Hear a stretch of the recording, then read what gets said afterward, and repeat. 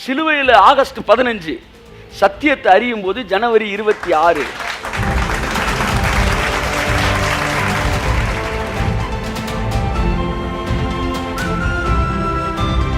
அழிவுக்கேதுவான இது அழியாமையும், சாவுக்கேதுவான இது சாகாமையும் தரித்துக் கொள்ளும் போது மரணம் ஜெயமாய் விழுங்கப்படும் என்கிற வார்த்தை அங்கு நிறைவு.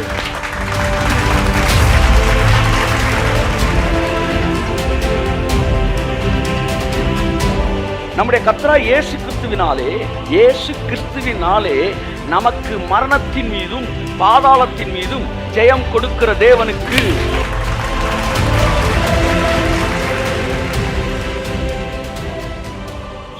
கர்த்தர் நல்லவர்.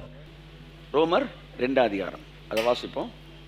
2:4 வாசிங்க. அல்லது தேவ தயவு, எல்லாம் கவனிங்க, தேவ தயவு. தேவ தயவு நீ குணப்படும்படி உன்னை ஏவுகிறதென்று அறியாமல். எல்லாம் கோடு போட்டுக்காங்க. தேவ தயவு என்னை பாவம் செய்ய ஏவவில்லை, என்னை குணப்படும்படி ஏவுகிறது. நல்லா கவனிங்க. தேவ தயவு நம்மை குணப்படுவதற்குத்தான் ஏவுகிறது, நம்மளை பாவம் செய்ய ஏவவில்லை, பைபிள் சொல்லுது. அப்ப தேவ தயவு, எல்லாம் கைதுக்கு சொல்லுங்க, பக்கத்தில் பார்த்து சொல்லுங்க, தேவ தயவு உன்னை குணப்படும்படி ஏவுகிறது. அப்ப நீங்க கூட இருக்கிற ஆளை குணப்படுத்தணும்னா தயவை காண்பிக்கணும். கடவுள் உங்களை குணப்படுத்துறதுக்கு தயவு காட்டுறாரு, சரியா? பக்கத்தில் இருக்கிறவளை குணப்படுறதுக்கு தயவு காட்டணும். தயவை காட்டாமல் நீங்கள் பேசுனீங்கன்னா குணப்பட மாட்டான். அவன் அரகண்ட் ஆயிரும். பாவம் செஞ்சு 50 வயசு வரைக்கும் வாழ்ந்து, 50க்கு மேலே மனம் திருந்தி ஒரு 80 வயசு வரைக்கும் வாழ்ந்து, ஒரு 30 வருஷம் நல்ல வாழ்க்கை வாழ்ந்து சாகிறவன் இந்த பொண்டாட்டி கொடுக்குற டார்ச்சரில் 40 வயசில் பாவம் செஞ்சுக்கிறதுவன் 41 வயசுலேயே ஹார்ட் அட்டாக் செத்துடுறான். இப்போ தான் ஒரு முடிவு எடுக்கிறான், இவன் பாவியாக இருந்தால் கூட அட்லீஸ்ட் நம்ம சுமங்கலியாக வாழ்ந்துருப்பேனடா, இவனை பரிசுத்தமானா கூட நினச்சி இவனை என்ன செஞ்சுட்டேன், காலி பண்ணிடக்கூடாது. ஆமாம், அதுக்கப்புறம் நம்ம அழுது இல்லை இது பண்ணி ஒன்றும் பிரச்சனை இல்லை. அதில் எந்த விதமான பலன் கிடையாது. இதென்ன ஒரு சைக்கிள் ப்ராசஸ்ஸாக? வீட்டில் இருக்கவனை ஐசியூக்கு அனுப்புறது, அப்புறம் ஐசியூவில் அழுது வீட்டுக்கு கூட்டு வருது, கூட்டு வந்து திரும்ப 3வது நாள் பழைய குருடி கதவை திரடி. better be alone than with a bad company in mind. அந்த மாதிரி ஆகக்கூடாது. ஏன்னா இங்கே வந்தால் உன் சுயம் உடைக்கப்பட்டு தான் ஆகணும். எனக்கு பிடிக்கலைனாலும் இதைத்தான் தேவன் செய்யணும், இப்படி இருந்தால் தான் ரிசல்ட் வரும்னா அப்படி தான் போகணும். நான் வேதம் தெளிவாய் சொல்கிறது, தேவனுடைய தயவு உன்னை குணப்படும்படி ஏவுகிறது என்பதை நீ அறியாமல். அடுத்து வாசிங்க. அவருடைய தயவு பொறுமை கை தட்டுங்க. நீடிய சாந்தம் இவைகளின் ஐஸ்வர்யத்தை அசட்டை பண்ணுகிறாயோ? அசால்ட்டா பேசுறியா?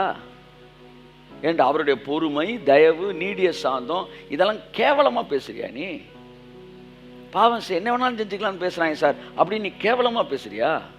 அவருடைய பொறுமை, தயவு, நீடிய சாந்தம் இவைகளுடைய ரிச்னஸ் என்னன்னு உனக்கு தெரியுமா? எத்தனை பேரை அது மாற்றி இருக்கிறது தெரியுமா? எத்தனை தீவிரவாதிகளை தேவனுடைய ஊழியர்களாய் மாற்றி இருக்கிறது தெரியுமா? சவுலை போன்ற மிகப்பெரிய கொடுமையானவர்களை பவுலாக மாற்றி உலகத்தையே மாற்றக்கூடிய வெளிப்பாடுகளை சொல்ல வைத்திருக்கிறது தெரியுமா? அப்போஸ்தலர் 4:5 6-7 நினைக்கிறேன். ஸ்தேவானை காலி பண்ற நேரத்தில் நான் கடவுளா இருந்தேன்னா அவனை போட்டு தள்ளியிருப்பேன். யார? சவுல. என்ன ஒரு ஊழியக்காரனை கொண்டுகிட்டு இருக்கிறான், அதை விட பெரிய விஷயமா? காப்பாத்துற ஸ்தேவானை காப்பாத்திட்டு பவுல கொண்டிருப்பேன். ஆனா தேவன் அமைதியா இருந்தார். நான் அதை செஞ்சிருந்தேன் என்ன நடந்திருக்கும்னா ஒரு மிகப்பெரிய மிஸ் ஆயிருக்கும். ஆனா தேவன் அப்போஸ்தலர் 5-6 பார்க்கல. அவர் எபேசியரை பார்த்தாரு, ரோமரை பார்த்தாரு, 1 கொரிந்தியர் பார்த்தாரு, 2 கொரிந்தியர் பார்த்தாரு, கொலோசியர் பார்த்தாரு, 1 தெசலோனிக்கர் பார்த்தாரு, 2 தெசலோனிக்கர் பார்த்தாரு, 2 தெசலோனிக்கர் பார்த்தாரு. அப்படியே இது வரைக்கும் 1 தீமோத்தேயு 2 தீமோத்தேயு எல்லாத்தையும் பார்த்தாரு. அதெல்லாம் பார்த்துட்டு பொறுமையா இருந்தார். ஆண்டவனே பொறுமையா இருக்கிறான்னா நம்மளாம் எவ்வளோ பொறுமையா இருக்கணும். இந்த கொளுத்தி போடுறதுக்கு 4 பேர் இருப்பாங்க. அவங்க வேலையை வந்து ஊரில் இருக்க குடும்பங்களை பிரிக்கிறேன்னு இருக்கும். அவங்களோட தொடர்பு இருந்தாலே அவ்வளோதான். அதுக்கப்புறம் 20% தான் அந்த குடும்பம் பிழைக்கிறதுக்கு வாய்ப்பு இருக்குது. ஆமாம், அதுக்கு மேலே வாய்ப்பு இல்லை, ரொம்ப கஷ்டம். 3வது நபர் உள்ள நுழைஞ்சிட்டு அது ஸ்ட்ராங் ஆகிரும். அதுக்கப்புறம் வந்து 20%, அதுவும் தேவ கிருபை தேவ தயவு இதெல்லாம் வந்து எக்ஸ்ட்ரா ஊற்றப்பட்டால் தான் திரும்ப அதுலேருந்து எந்திரிச்சு வர முடியும். அதுக்கப்புறம் உங்கள் ஹோப்லெஸ்ன்ற பொசிஷன் தான். நீங்கள் மனசை திடப்படுத்திக்கணும். இனிமேல் தேர்றது கஷ்டம் தான்டா, இன்னொருத்தர் நுழைஞ்சிட்டா அவனால முடியும். சரி நண்புக்குரியவர்களே, நான் என்ன சொல்ல வரேன் என்றால், தேவனுடைய தயவு தான் வந்து மிகப்பெரிய ட்ரீட்மெண்ட்டு. உங்கள் பிள்ளைகளை வளர்ப்பது சில எல்லாவற்றிலும் வந்து இதுதான் காட்ஸ் ஸ்டைல். இல்லாட்டி போட்டியில் ஜெயிச்சிருவீங்க, போட்டியில் ஜெயிச்சிருவீங்க, ஆனால் வாழ்க்கையில் தோத்துருவீங்க. இது எப்படி, நான் வந்து இப்போ ஸ்கூலில் வந்து நீ உட்காந்து எவன்டா வீட்டு பாடம் செய்யாதேன்னு பாஸ்டர் இவர் டீச்சர் கேட்குறாரு. உடனே பக்கத்தில் உட்காந்துருக்கேன் நான், ஒருத்தன் வீட்டு பாடமே செய்யாமல் இருக்கிறான். அவன் அப்படியே பயந்து போய் உட்காந்துருக்கேன். டக்குன்னு வந்து சார் இவன் தான் சார் அப்படின்ட்டேன். கூப்பிட்டு வெளுன்னு வெளுத்துட்டார். அவன் அடி வாங்கி அப்படின்னு நொந்து போயிருக்கும்போது கிளாஸ் இன்டர்வெல்ல ஒரு டிவி வாங்கி கொடு, என்னை கவனிப்பே இல்லையான்னு அவனை பார்த்து கேட்டால் எப்படி இருக்கும்? வாடா மாப்பிள்ள, எல்லாத்தையும் போட்டு விட்டு நீ டீ வேறு கேட்குறியா அப்படின்னு சொல்லுவானா இல்லையா? அவனை இழந்துட்டீங்க, அவ்வளோதான். அப்படித்தான். இப்போ இவனை ஜெயிக்கணுமா இல்லை வாழ்க்கையில் ஜெயிக்கணும்? இவனை ஜெயிக்கணுமா வாழ்க்கையில் ஜெயிக்கணுமா? அந்த முடிவுக்கு நம்ம வரணும். It's very important. That's what human psychology. நிறைய பேர் போட்டியில் ஜெயிச்சு வாழ்க்கையை தோத்துறாங்க. உன்னை வந்து சிபிஐ டிபார்ட்மெண்ட்ல ஆள் எடுத்தாங்க. சிபிஐ டிபார்ட்மெண்ட் ஆள் எடுத்தால் நான் போய் எதிரிகளை பிடிக்கிறது என் வேலை. ஆனால் என் வேலை வந்து ஒரு குடும்பத்தை உருவாக்குவது. ஆமாம், குடும்பத்தை உருவாக்குவது. ஏன் இராணுவ ஆட்சி நீங்கள் எதுக்குறீங்க? இதோட நல்லா இருக்கு சார் இராணுவ ஆட்சி, ஏன் வேணான்றீங்க? ஏன் ஜனநாயக ஆட்சி வேணுன்றீங்க? ஊழல் இருந்தாலும் ஏன் ஜனநாயக ஆட்சி வேணுன்றீங்க? ஊழலே இருக்காது, ஏன் இராணுவ ஆட்சி வேணான்றீங்க? அதுதான், அதே சிஸ்டம் தான். உங்களை மூச்சு விட்டுக்கிட்டு இருக்கும்போதே உங்களை சரி பண்ணணும். அதுதான் தேவனுடைய ஸ்டைல். அவருக்கு எதுக்கு சார் 6000 வருஷம்? ஏன்னா உங்களுடைய லிபர்ட்டியை தொடாமலே உங்களை சரி செய்கிற தேவன். கடவுளை புரிந்து கொள்ளுங்கள். ஆமாம், இந்த வியாக்கியானம் பேசுகிறவன்லாம் உங்கள் கேஸ்லாம் வியாக்கியானம் பேசுவாங்க. அவங்க கேஸுக்கு வரும்போது எப்படி பேசிடுவாங்க? லிபர்ட்டி பேசுவாங்க. கர்த்தர் வந்து பாருங்க அப்படின்வாங்க. டே ஆனால் கிருபைனா என் கேஸுக்கு லிபர்ட்டி, எல்லார் கேஸுக்கு லிபர்ட்டி. இப்போ என்னென்னா அல்டிமேட் ரிசல்ட்டுக்கு நான் ஜவாப்தாரி. பிதாட்ட பேசினாராம் இயேசு, பவுலை வந்து பவுலுக்கு நான் பொறுப்பு. இந்த ஸ்தேவானால் எத்தனை பேர் ரட்சிக்கப்படுவாங்க மொத்தத்துக்கு பாருங்கள். லிஸ்ட்டை பார்த்தா மொத்தமே ஒரு 650 பேர் தான் இருக்கிறாங்க. அடப்பாவி, நம்மால் ரட்சிக்கப்பட்டானா உலகமே மாறியும் சார், கொஞ்சம் பொறுமையாக இருங்க சார் இருக்காரு. நானும் அந்த பவுலை காலி பண்ணிட்டு ஸ்தேவானை காப்பாற்றிருப்பேன். அவன் ஏதோ அங்கனுக்குள்ளே 10-15 இடத்துல பஜ்ஜியை தின்னுட்டு ஒரு 100 பேர் 200 பேர் ரட்சிக்கப்பட வச்சுருப்பேன். ஒரு புக்கும் எழுதியிருக்க மாட்டான். ஆனால் தேவன் வந்து கிளப்பலை போட்டார். வந்து அவருடைய என்ன சொல்ல வந்து ஞானம் இந்த ஸ்தேவானுடைய ஊழியத்தையும் சேர்த்து இந்த பவுலை செய்ய வச்சார். கடைசி வரை ஸ்தேவானை கொன்றதை குறித்த ஒரு உணர்வுபூர்வமான ஒரு சிந்தை இந்த சவுலுக்குள் இருந்துக்கிட்டே இருந்துச்சு. நான் கொண்டிருக்கேன் அப்படின்னு. அவனை மனுஷனாக, அவன் திமிரா தெரியல, அவன் தான் செய்த தவறை உணர்ந்தவனாய்த்தான் இருந்தான். கடவுள் அழகாக அவனை உருவாக்குனார். அவர் நாமத்துக்கு அவன் அடி வாங்கினான். அவன் 10 அடி சீசரில் அடிச்சிருப்பானா, 100 அடி இயேசுக்கு அவன் வாங்கினான். தேவனுடைய தயவு உன்னை குணப்படும்படி ஏவுகிறது என்று அறியாமல் அவருடைய இரக்கம், தயவு, நீடிய பொறுமை இவைகளை நீ அசட்டையா எண்ணுகிறாயா? ஆகவே கிருபையின் உபதேசத்தை அசட்டையா எண்ணாதீர்கள், அது மனிதர்களை உருவாக்குகிறது. நியாயப்பிரமாண உபதேசங்கள் நீதிமான்களை என்ன செய்கிறது? தண்டிக்கிறது. மனம் திருந்தியவர்களை தண்டிக்கிறது. பாவம் செய்யாத பச்சிளம் குழந்தைகளையும் குடும்பத்தையும் மற்றவர்களையும் தண்டிக்கிறது. அதற்கு பின்னணியில் வேலை செய்கிறவர்கள் மகா கொடூரவாதிகள். அவை எதை விதைக்கிறார்களோ அதை அவர்கள் அறுப்பார்கள். மற்ற குடும்பத்தை பிரிக்கணும்னு நினைக்கிறவன் அவன் குடும்பம் பிரிக்கணும்னு நினைச்சு வேலை பார்க்குறவன் மற்ற இடத்துல போட்டுடுறேன். அவன் அவன் அவன் என்ன வந்து மற்றவர்கள் பிள்ளைகளை பிரிக்கிறான், அவங்க பிள்ளைகளை அவனை விட்டு பிரியும். இதெல்லாம் நடக்கும். ஏனென்றால் மனுஷன் எதை விதைக்கிறானோ தம்பி அதையே மனுஷன் என்ன செய்வான்?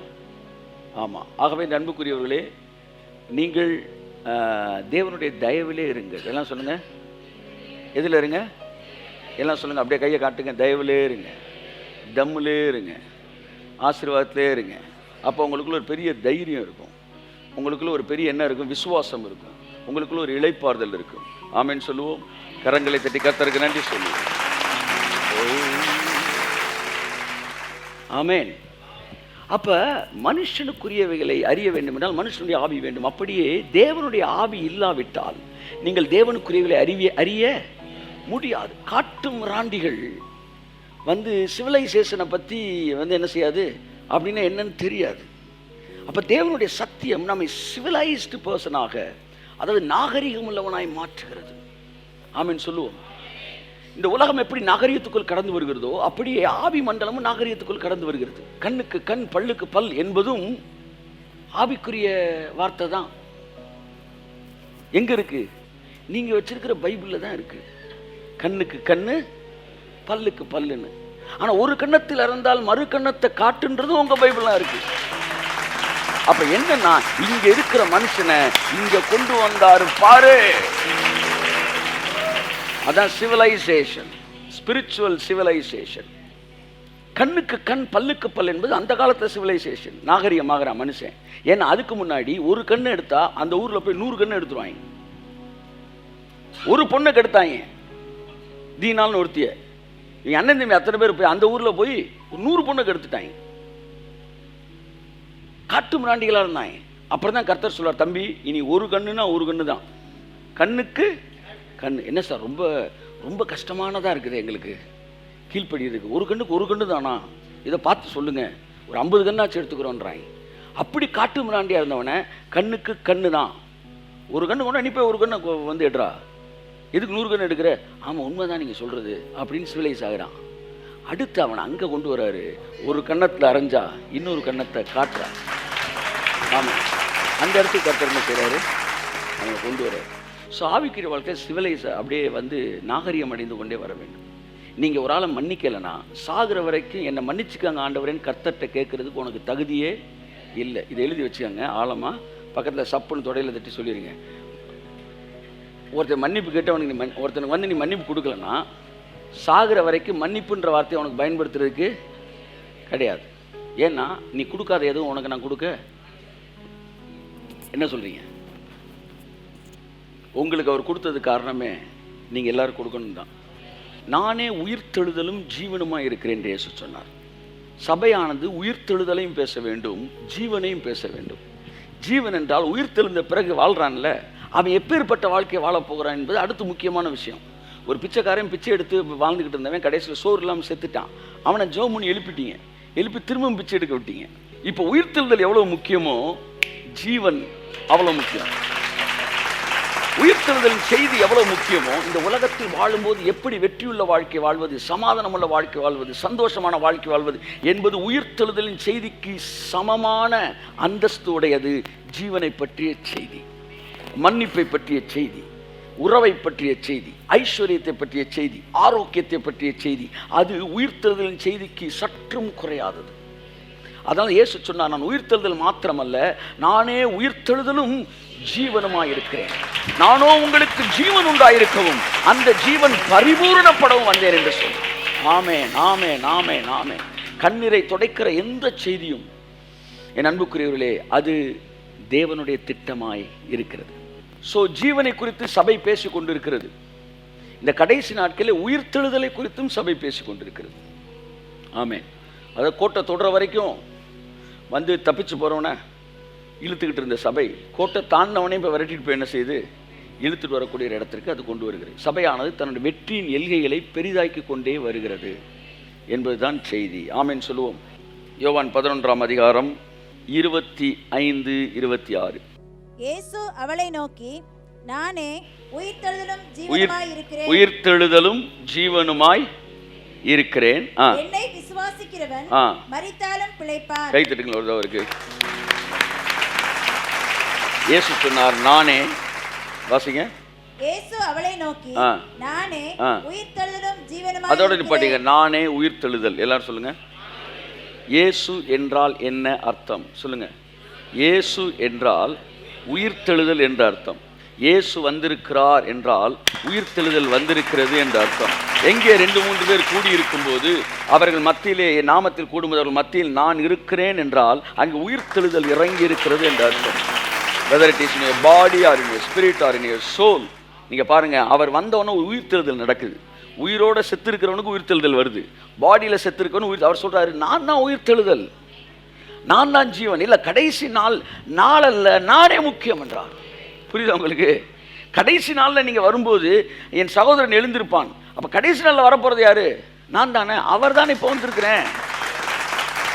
நாள் முக்கியம் அல்ல, நானே முக்கியம். நானே உயிர்த்தெழுதல், நானே ஜீவன். என்னை விசுவாசிக்கிறவன் மரித்தாலும் பிழைப்பான். உயிரோடு இருந்து என்னை விசுவாசிக்கிறவன் மறியாமலும் என்று இயேசுவே சொன்னார். ஹல்லேலூயா. எப்பவுமே 2 ஸ்டாண்டர்ட் பைபிள் இருக்கு பார்த்தீங்களா? நான் சொன்னேன்ல, செகண்ட் ஸ்டாண்டர்ட் ஒன்று இருக்கும், ஃபர்ஸ்ட் ஸ்டாண்டர்ட் ஒன்று இருக்கும். ரெண்டுக்குமே அந்த ஸ்டாண்டர்ட், இந்த ஸ்டாண்டர்டில் மிஸ் ஆனால் அடுத்த ஒரு வலை கட்டியிருப்பார், அதுலேருந்து உங்களை தூக்கிடுவார். இதுதான் தேவனுடைய வார்த்தை. அதாவது நீ மிஸ் பண்ணிட்டு அவ்வளோதான்ற மாதிரி கிடையாது. மிஸ் பண்ணிட்டீங்கன்னா அடுத்து ஒரு வலை இருக்கும், அந்த வலை கிழிஞ்சு அதுக்கு கீழே ஒரு வலை இருக்கும், அங்கேருந்து உங்களை மேலே தூக்கிட்டு வந்துடுவார்.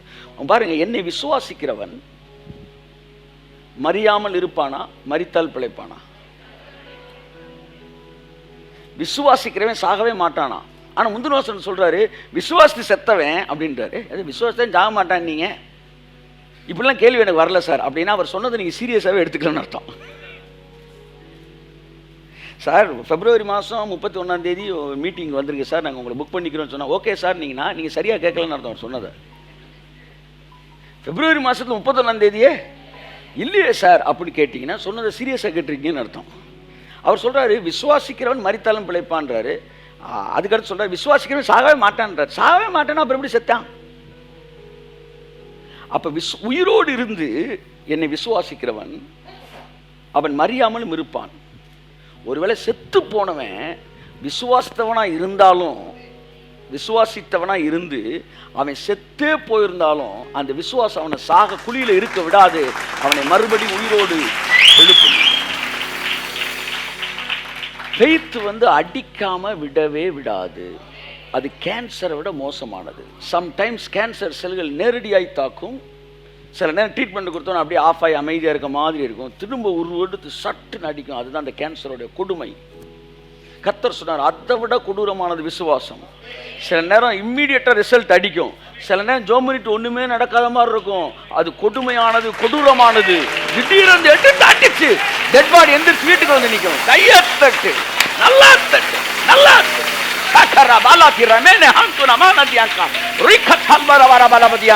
என் வாயிலிருந்து புறப்பட்டு வந்த ஒரு ஜெபமும் அது வெறுமையாய் திரும்பாது. அவருடைய வாயிலிருந்து புறப்பட்டு வருகிற ஒரு வார்த்தையும் அது வெறுமையாய் திரும்பாது, அமைதியாய் இருப்பது போல இருக்கும். திடீரென்று சிங்கம் போல புறப்பட்டு கிழித்து வெளியே வரும். உயிரோடு இருந்து விசுவாசிக்கிறவன் மறியாமல் இருப்பான். Instant result. செத்தவன் மரித்தாலும் பிழைப்பான். அமைதியா இறங்கி அடிக்கிறது. புலி 2 ஸ்டெப்பு பின்னாடி போச்சுன்னா என்ன அர்த்தம்? பயந்துருச்சுரா நீங்க நினைச்சிடக்கூடாது. முன்னாடி கால் வைக்கிற சிங்கத்தை விட பின்னாடி கால் வைக்கிற சிங்கம் தான் டேஞ்சரானது. ஏன்னா இப்போ பாயிறதுக்கு ரெடி ஆகுது, ஜெர்க்காகுதுன்னு அர்த்தம். கரெக்டாக இருக்கான்டா. முன்னாடி இருந்து தப்புனா இவனுக்கு பின்னாடி போயிடுவோம். கொஞ்சம் 2 ஸ்டெப் பின்னாடி வா, இப்போ கரெக்டாக இருக்குது. பின்னாடி கால் வச்சோம்னா தோத்துருச்சு நினைக்கக்கூடாது, அடிக்க போதுன்னு அர்த்தம். ஆமேன்னு சொல்லுங்க. ஆமாம், ஒரு சிங்கம் இப்படி தான் ஒருத்தனை அடிக்க போயிருச்சான். கிறிஸ்தவன் அவன் ஒன்று, ஆண்டவரே என்னை காப்பாற்றுங்க. அப்புறம் சிங்கம் இப்படி சாப்பிட அப்படியே நின்றுச்சான். அமைதியை கண்ணை மூடிச்சான், முழங்கால் போட்டுருச்சான். ஸோ பரவாயில்லையப்பா, சிங்கம் கீழ்ப்படிஞ்சிருச்சு. அப்புறம் டக்குன்னு சிங்கம் 2 நிமிஷம் கண்ணை தெரிஞ்சான். நான் கிறிஸ்தவ சிங்கம், சாப்பிட்றதுக்கு முன்னாடி ஜெபிச்சுட்டு தான் சாப்பிடுவேன், ப்ரேயர் பண்ணிட்டு தான் போடுவேன். ரிவர்ஸில் வந்தீங்கன்னா என்ன அர்த்தம்? ஃபெய்த் ரிவர்ஸ் ஆகுச்சுனாலே தூக்க போதுன்னு அர்த்தம். சார், கேன்சர் ஒருத்தனுக்கு ஒன்றுமே இல்லாட்டினா கூட என்ன, நான் ஸ்பிரிச்சுவல் பீப்புளை டோட்டலாக தேர் டோட்டலி எக்ஸப்ஷனல். இங்கே கேன்சர்னு ஒரு சில வேலை பார்க்க முடியாது, அது அமைதியாக இருந்தாலும் வேலை பார்க்க முடியாது, அகௌரவமாக இருந்தாலும் வேலை பார்க்க முடியாது. ஏன்னா ஜீவன் உலாவுகிற இடம், இங்கே கேன்சர் வேலை பார்க்க முடியாது. ஏனென்றால் ஜீவன் என்பது கீமோதெரப்பியை விட வல்லமையானது. அந்த அந்த அந்த கேன்சர் செல்களை சுட்டரிக்கக்கூடிய கீமோ தெரப்பியை விட ஜீவனுடைய தெரப்பி வந்து ரொம்ப வல்லமையானது. அது சுட்டரிச்சிடும், அந்த இடத்த இருந்த இடமே தெரியாமல் ஆக்கிடும். இந்த போன வாரம் ஒருத்தவங்க வந்து பார்த்துட்டு அடுத்த கேன்சர் வந்து அதுக்கப்புறம் பார்க்கும்போது அதற்கான அடையாளமே இல்லைன்ட்டாங்க. அவங்க சாட்சி சொல்லுவாங்க. இப்போ என்னன்னா நான் சொல்ல வரேன்னா, வெளியில் நான் சொல்கிறது உலகத்தான எடுத்துக்காங்க. ஒரு கேன்சர் செல் வந்து அவன் சரியானவன் மாதிரி இருந்தாலும் உங்கள் மைண்ட் ஏற்றுக்கணுமா? என்றைக்குனாலும் வந்து என்ன செய்யுது, அது திருப்பி அடிக்கும் அப்படின்னு ஒரு பயம் இருந்துக்கிட்டே. அப்படி தாங்க நீங்கள் ஜெபிச்சிட்டிங்கன்னா எப்போனாலும் அந்த விசுவாசம் திருப்பி அடிக்கும்னு வெயிட் பண்ணிக்கிட்டே இருக்கணும். ஆமாம், காய்ச்சலாகி சுகமான பிறகு தொட்டு பார்த்துக்கிட்டே இருக்கீங்க. எவ்வளவு நம்பிக்கை உனக்கு பிசாசு மேலே வந்துருதான்னா, அப்போ ஜெபிச்ச பிறகு மட்டும் ஏன் திரும்பிய பார்க்காம வர? திரும்ப தொட்டு பாரு.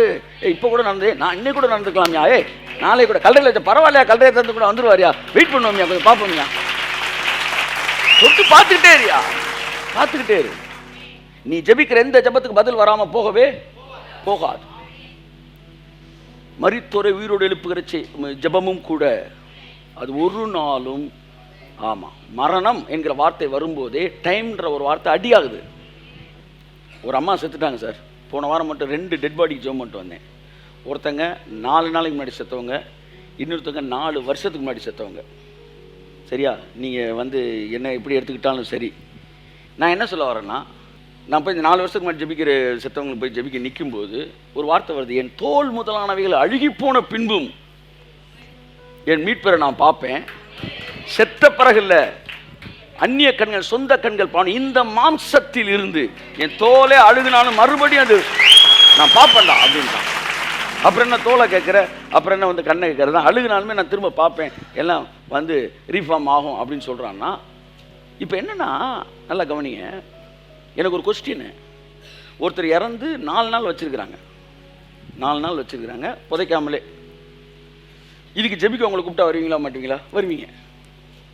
கல்லறையில் இருக்கிறதெல்லாம் ஏற்றுக்க மாட்டேன் அப்படின்னா 2வது நாள் புதைச்சிட்டாங்கன்னு வச்சுக்கோமே, 3வது நாள் என்ன செய்ய மாட்டீங்க? வரமாட்டீங்க. இப்போ உங்களுக்கு பிரச்சனை 4ஆ கல்லறையா? வெளியில் இருந்தால் 4 நாள் கழிச்சு கூட வரேன்றீங்க, கல்லறையில் வச்சுட்டா 4 நாள் வரலன்றீங்க. அப்போ கல்லறை தான் உங்களுக்கு பிரச்சனையா? இல்லை என்ன சொல்ல வரீங்க? இல்லை டேட்டு உங்களுக்கு டே பிரச்சனையா? 4 நாள்னா வரலாம், 4 நாளைக்கு மேலே, 3 நாள் வரலாம்ப்பா, 3 நாளைக்கு மேலே வரமாட்டேன் அப்படி சொல்லுங்கள். 4வது நாள் நான் வெளியிலே வச்சுருக்கேன் பாடியை. புரியுது நான் சொல்கிறது? நீங்கள் எதை கணக்கு பண்ணி கல்லறையில் இருக்க எழுப்ப மாட்டேன்றீங்க? டேட்டா இல்லை சுற்றி இருக்கிற காங்கிரீட்டா?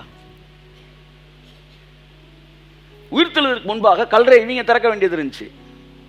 உயிர்த்தெழுந்த பிறகு நடந்த எல்லா அற்புதங்களும் கல்லறையிலே திறந்துச்சு. புரிஞ்சா? இயேசு உயிர்த்தெழுறதுக்கு முன்னாடி லாசரை உயிரோடு எழுப்பினார்ல, அப்போ கல்லறை இவங்க தான் திறந்தாங்க. ஆனால் இயேசு உயிரோடு எழுந்துக்கும் போது கல்லறை. அதனால் உயிர்த்தெழுதலுக்கு அப்புறம் நீங்கள் ஜெபிக்கிற எந்த ஜெபத்துக்கும் கல்லறையை நீங்கள் திறக்கவே வேண்டாம். ஏன்னா இயேசு உயிரோடு எந்திரிச்சப்ப அவரோடு கூட கல்லறைகள் திறந்தது. கல்லறை மட்டும் திறக்கலையாம், கல்லறைகள் திறந்தது. அநேக பரிசுத்தவான்கள் எழும்பி இருந்தார்கள். கர்த்தர் சொன்னார், அன்னைக்கு ஆரம்பிச்சிச்சு உயிர்த்தெழுதல், அன்னையிலிருந்து ஆரம்பிச்சிச்சு உயிர்த்தெழுதல். உயிர்த்தெழுதல் உங்கள் இருதயங்களிலே நிரப்புவதாக இயேசுவின் நாமத்தினால. உயிர்த்தெழுதல் குறித்த அறிவு நமக்குள்ள வரட்டும். ஆவியான ரொம்ப தெளிவாக ஏசாயா காலத்திலே சொல்லியிருக்கிறாரு, முதலாவது இந்த செய்தி உங்கள் அரண்களை நொறுக்கும் அப்படிதான் சொல்றான். எதுக்கு இந்த செய்தியை பேசுகிறோம்? அரண்களை நொறுக்குவதற்கு. புரியுதா உங்களுக்கு? அதுதான் வந்து அந்த விடுதலையுடைய பியூட்டி. அப்போ குடியரசு தினம்னா என்ன, விடுதலை வந்து சுதந்திர தினம்னா என்ன? சுதந்திர தினத்தன்னைக்கு நாம் விடுதலை பெற்றோம். ஆனால் நம்ம ஒரு கவர்மெண்ட்டாக மாறல. இப்போ இயேசு சிலுவையில் முடிச்சதுன்னா என்ன, இந்த ஞாயிற்றுக்கிழமை என்ன நடக்குது, ரெண்டையும் நான் கனெக்ட் பண்ணுறேன். சிலுவையில் ஆகஸ்ட் 15 சத்தியத்தை அறியும் போது ஜனவரி 26 கையெழுத்து. ஆமென். எல்லாம் சொல்லுங்க. சிலுவையில் ஆகஸ்ட் 15 விடுதலை கிடைச்சிருச்சு, கவர்மெண்ட் ஃபார்ம் ஆகலை. சத்தியத்தை அறியும் போது கவர்மெண்ட் ஃபார்ம் ஆகுது. ஆமென். குடியாட்சி இனி இது ஒரு பிரைவேட் ப்ராப்பர்ட்டி இல்லை, இது இனிமே பப்ளிக் ப்ராப்பர்ட்டி. இனிமே இந்த நாடு யாரும் ஆளுகை செய்ய முடியாது என்று ஒரு ஃபார்முக்குள்ள வருதான். 2000 வருஷத்துக்கு முன்னாடி இயேசு சிலுவையில் மரித்த போது அது ஆகஸ்ட் 15 நாள் விடுதலை பெற்ற நாள். ஆனால் ஜனங்கள் அந்த விடுதலை உணராதவர்களாக இருக்கிறார்கள். அதற்கு பிறகு ஜனவரி 26 என்பது கவர்மெண்ட் ஃபார்ம் ஆகுது. அப்படிதான் சத்தியத்தை நீங்கள் அறியும் போது சட்டங்கள் இயற்றப்படுகிறது. ஐபிசி 1950 எப்பொழுது இயற்றப்படுகிறது, எப்பொழுது வந்து சட்டங்கள் வந்து தீர்மானிக்கப்படுகிறது? விடுதலைக்கு அப்புறம் தான் சட்டங்கள். அப்படித்தான் வேத வசனங்களை அறியும் போது என் அன்புக்குரியவர்களே, நீங்க என்ன செய்றீங்க? மரணத்துக்கு எதிரான சட்டங்களை ஏற்றுகிறீர்கள். ஆமென் சொல்லுவோம்.